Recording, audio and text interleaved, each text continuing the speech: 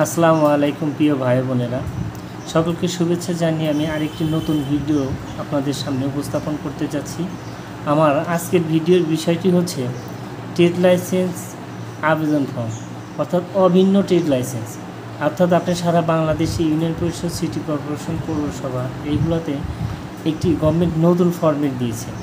যে নতুন ফরম্যাটটির নাম হচ্ছে অভিন্ন ট্রেড লাইসেন্স। অর্থাৎ সারা বাংলাদেশে সবগুলো ট্রেড লাইসেন্স দেখতে ইউনিয়ন পরিষদ, পৌরসভা, সিটি কর্পোরেশন এইগুলো যেন একরকম হয়, সেই জন্য এটাকে বলা হয় অভিন্ন ট্রেড লাইসেন্স। অভিন্ন ট্রেড লাইসেন্স আবেদন ফর্মের জন্য যে সকল তথ্য আপনাকে অবশ্যই দিতে হবে, সে বিষয়টি হচ্ছে আপনি একটু খেয়াল করবেন। দেখেন এইখানে লেখা রয়েছে ট্রেড লাইসেন্স আবেদন ফর্ম। এরপরে আপনি এখান থেকে ধরনটা সিলেক্ট করতে হবে।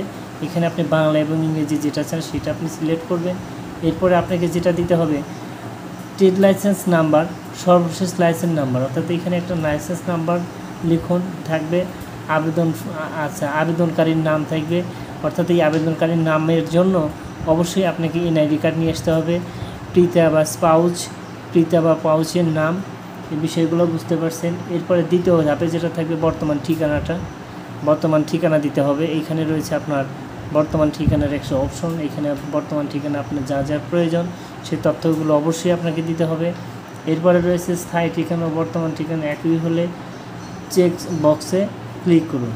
এখন যদি আপনার বর্তমান ঠিকানা এবং স্থায়ী ঠিকানা একই হয় তাহলে আমাদের কি করতে হবে, এখানে ক্লিক করলে ওটা একই হয়ে যায়। আর আপনার যদি ভিন্ন হয় তাহলে আপনি এখানে ভিন্ন তথ্য দিয়ে পূরণ করবেন।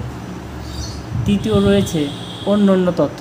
অর্থাৎ এইখানে আপনাকে যে প্রয়োজন, অর্থাৎ আপনার পার্সোনাল যে বিষয়গুলো, এই বিষয়গুলো আপনার নিজের এক নিতান্তই ব্যক্তিগত, সে টেলিফোন নাম্বার, মেইল, জাতীয়তা, জন্ম নিবন্ধন বা এনআইডি নাম্বার বা পাসপোর্ট নাম্বার, টিন নাম্বার যদি প্রযোজ্য ক্ষেত্রে এগুলো থাকে এগুলো দিবেন। পঞ্চম রয়েছে ব্যবসা সংক্রান্ত তথ্য।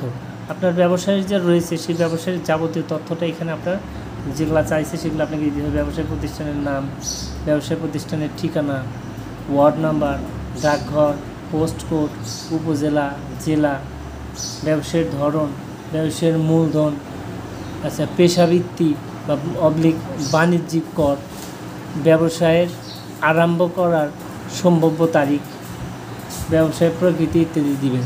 ধন্যবাদ সবাইকে, সবাই ভালো থাকবেন।